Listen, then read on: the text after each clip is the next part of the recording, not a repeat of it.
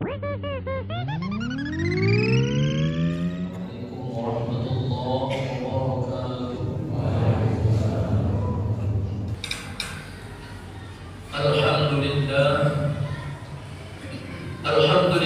Rabbil Alamin, wal aqibatu lil muttaqin, wala udwana illa 'alal zalimin. Ashhadu an la ilaha illallah wa ashhadu anna Muhammadan 'abduhu wa rasuluh, al-mab'uts rahmatan lil 'alamin. Allahumma salli ala sayyidina wa nabiyyina wa habibina wa syafi'ina wa dukhrina wa maulana Muhammad. Amma ba'd, faya ibadallah, usikum wa nafsi bitaqwallah wa ta'atihi la'allakum tuflihun.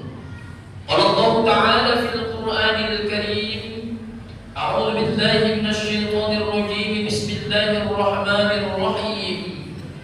Ya ayyuhan nasu u'budu rabbakumul ladzi khalaqakum wal ladzina min qablikum la'allakum tattaqun. Shadaqallahul azim.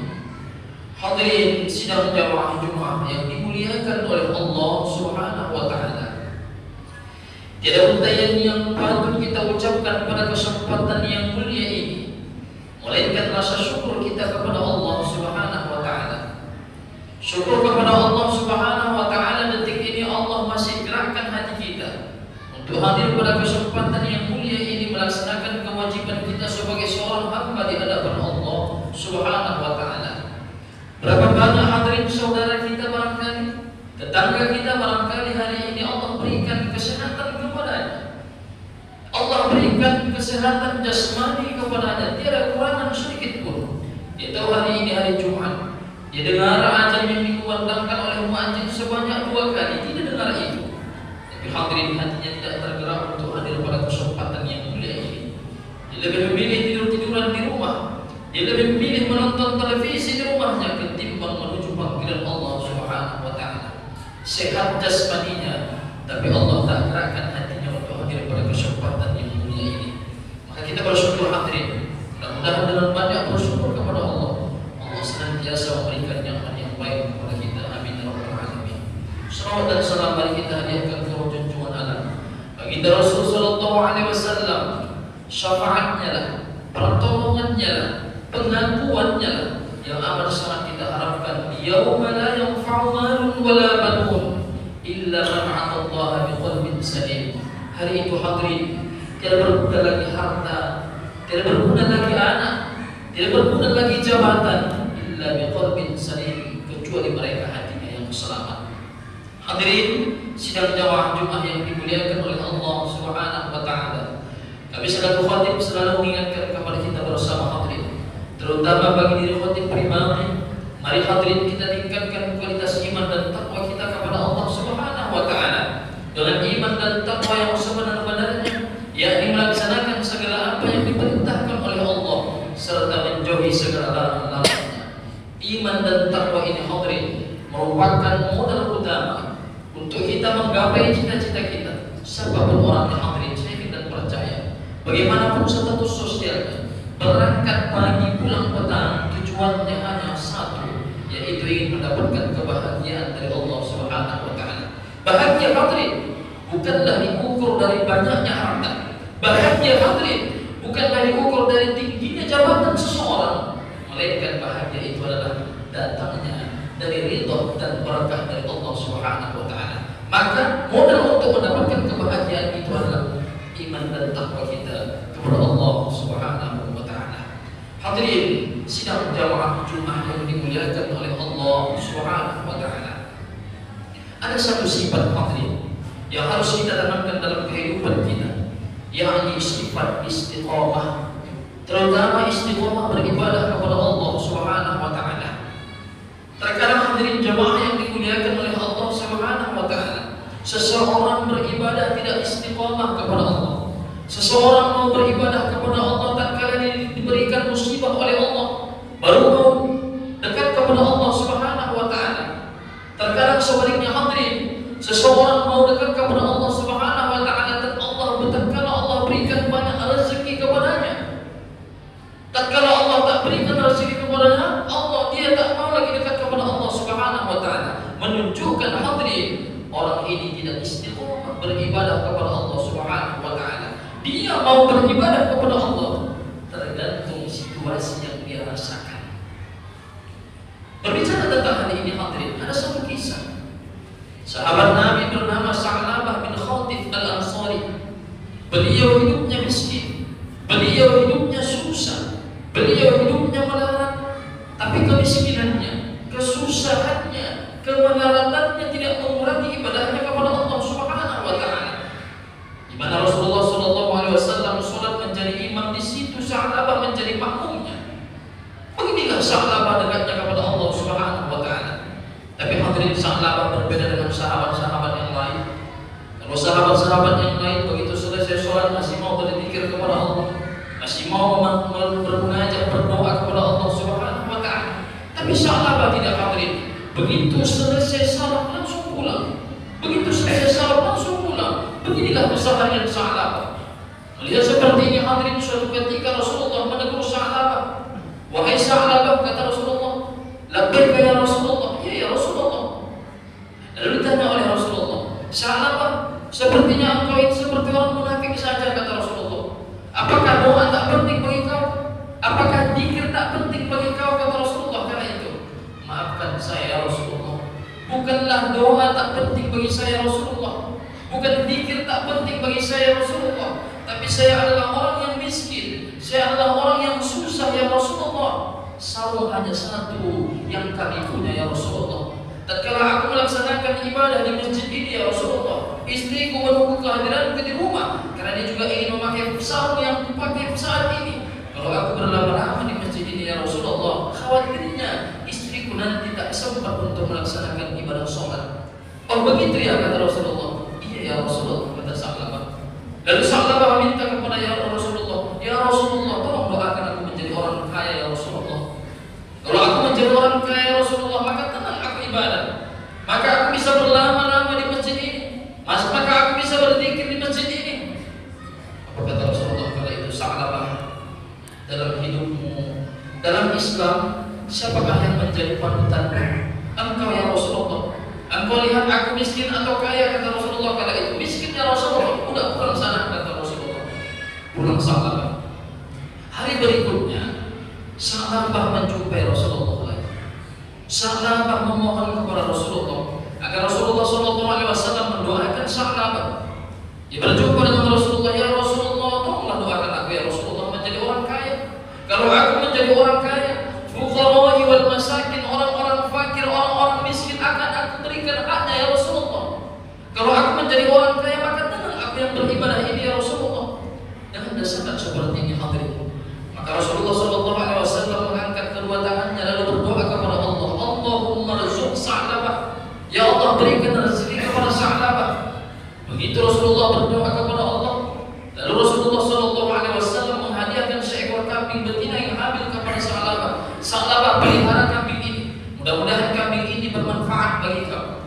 Lalu Sa'labah melihara kambing yang dihadiahkan oleh Rasulullah. Hari berganti minggu, minggu berganti bulan, maka berkembang biaklah kambing yang dipelihara oleh Sa'labah. Satu menjadi tiga, tiga menjadi empat, maka banyak kambing Sa'labah.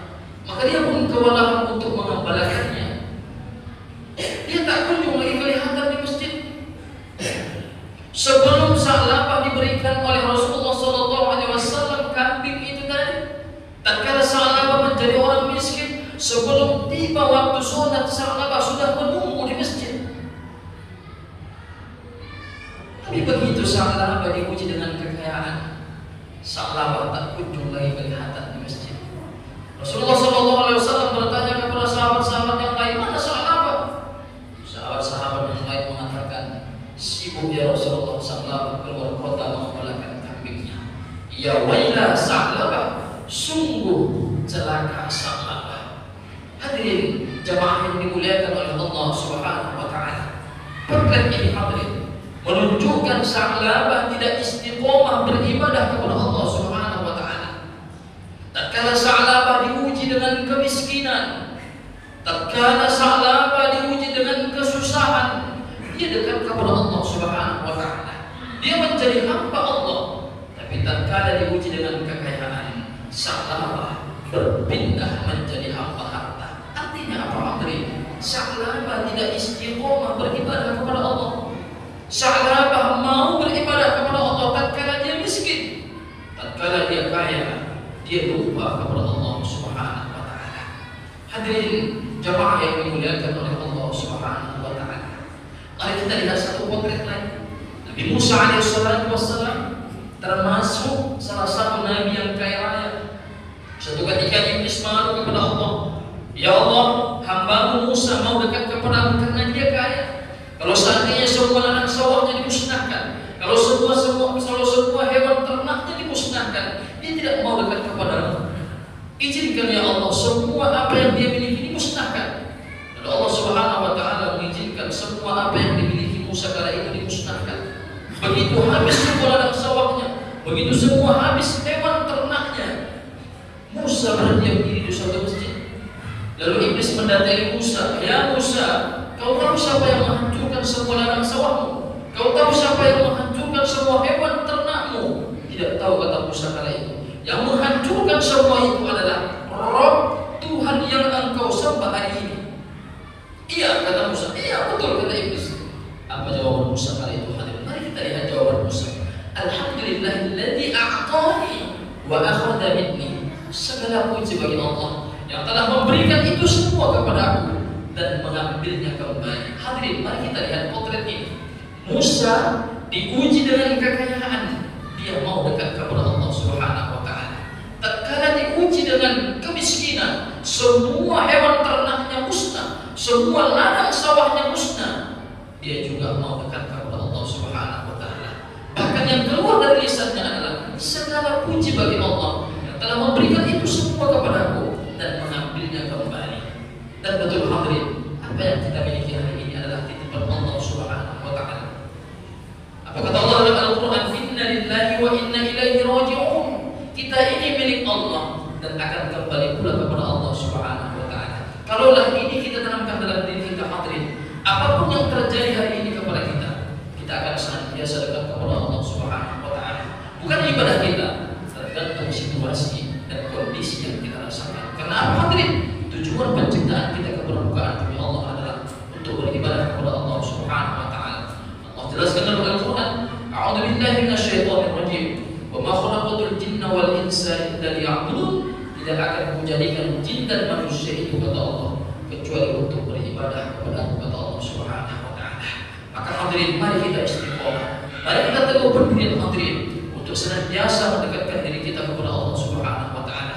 Jangan ada maunya, hadirin, mau dekat baru mau dekat kepada Allah Subhanahu wa taala. Tatkala apa yang kita inginkan kita sudah dapatkan, kita lupa dengan Allah, padahal yang memberikan itu semua adalah Allah Subhanahu wa taala. Hadirin jamaah yang dimuliakan oleh Allah Subhanahu wa taala. Mudah-mudahan hadirin khutbah Jumat yang amat singkat ini bermanfaat bagi kita dan bisa menambah khazanah keilmuan bagi kita. Amin ya rabbal alamin.